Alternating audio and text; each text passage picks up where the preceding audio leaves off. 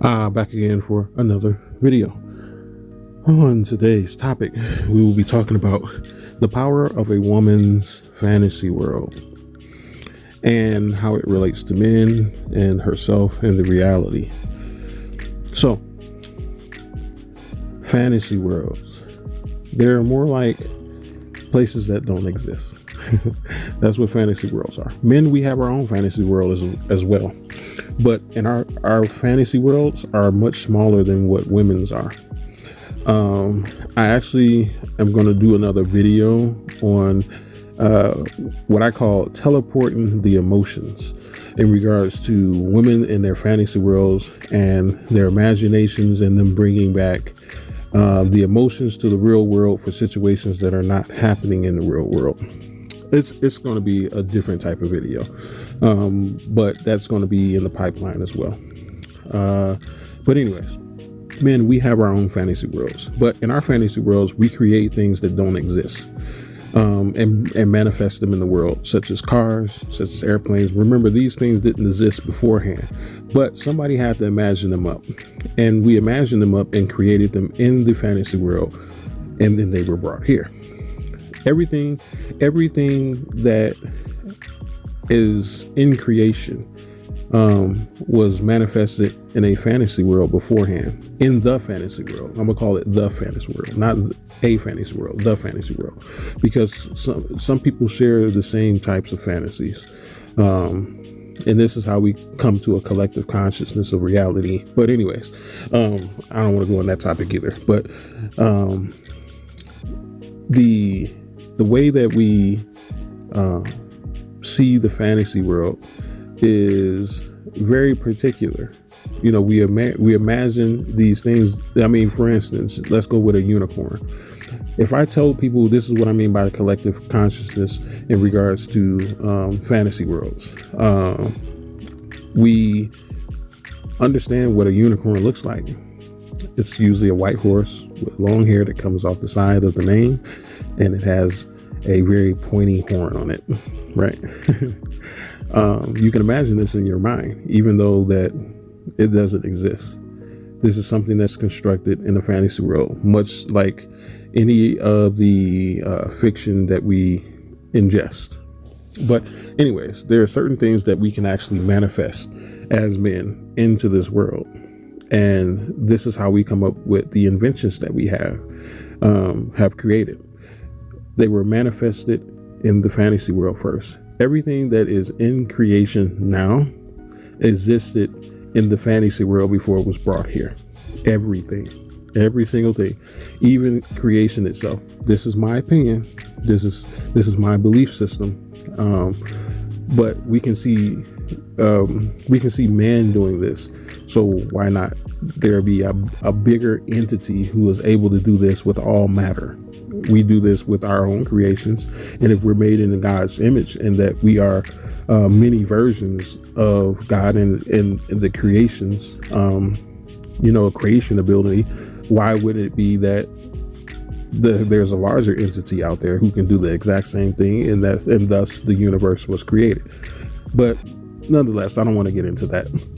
My point of what I'm saying is that everything that exists here has existed in the fantasy world in one way, shape, or form.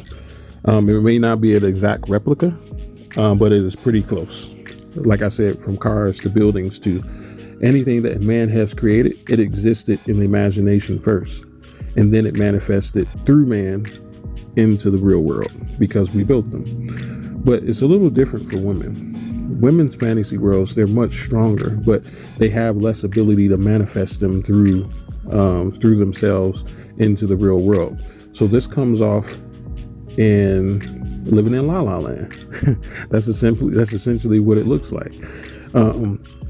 When a woman gets into her imaginative state, remember, I made a video not too long ago, actually last year. It was a video about if you take care of I forgot the name of it. If you don't take care of them, they will die. And that is the fantasy world and the reality. If you don't take care of reality and you're you're fixated on your fantasy world, your reality will die. Your fantasy world will be strong as hell though. And that's what we see essentially happening with a lot of women. Now, how this relates to the topic in relationship to men, this is when you get the hey big heads, because what that is a result of is that a woman's fantasy world is crumbling because the reality is now taking over, and it is heading her life, whether she wanted to or not. When a woman, as long as a woman is in her fantasy world, which she mostly is, and a lot of times, she'll remain asleep.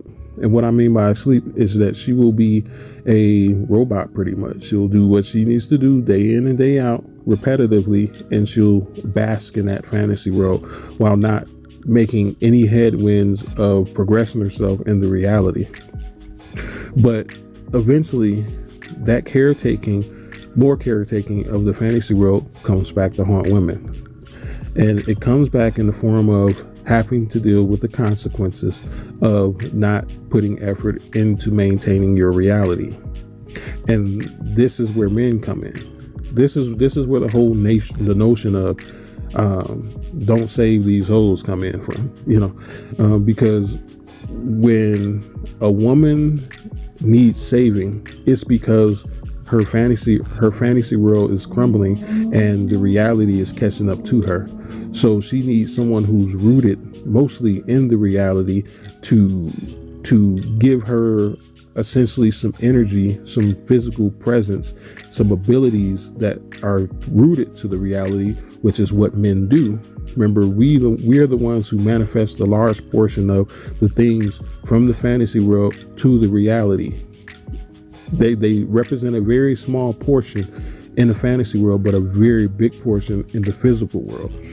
When a woman comes to you once again and she says that she needs some help, that's because you are better at maintaining your physical reality than she is.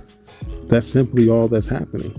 A lot of people think that it has something to do with a woman just trying to get over, which it can be, most definitely it can be.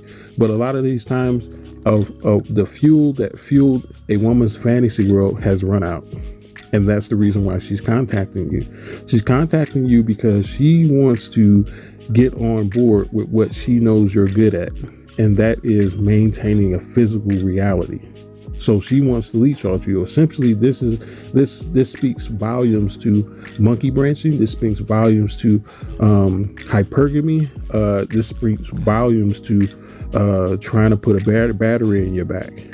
All these type of things. This is where this derives from. This tug of war of which one is more important. That's how you get the outcomes between women in regards to what you see them do. If you see a woman who isn't bothered, who isn't pressed to have a man in her life, that's because she's living in her fantasy world. How do I know this? Because we often come to the conclusion in the manosphere that when a woman says that she don't need no man, it's because she has relegated herself in the fantasy world of and believing the fantasy world of that she really doesn't need a man. Because the reality of the circumstances is that she is not worthy enough to have a man. So therefore, she puts more energy into her fantasy world and believing her fantasy world with the lies that she tells herself. All the things that I talk about tie into each other. Remember, women are the first people who lie to themselves, and they're the people who continually perpetuate the lies to themselves. It is us men who must ground them in the reality of truth in order to bring them out of the lies that they tell themselves and they tell others, which they believe wholeheartedly. You ever see a woman who doesn't want to hear the truth? She doesn't want to hear the reality. She doesn't want to face it. Why? Why does she not want to face the reality? Because the reality destroys the fantasy world. That's why. All this stuff ties into each other. If you listen to my videos very closely, you can make a very good map of how to navigate the way women move and why they do the things that they do. When a woman is, like I said, not pressed about finding a man, is because she has created a fantasy world in which she doesn't need a man. And she believes that that fantasy world is true, is more true and more pleasant than the reality that she's living in. Therefore, when she is in that reality, nothing can harm her. This is the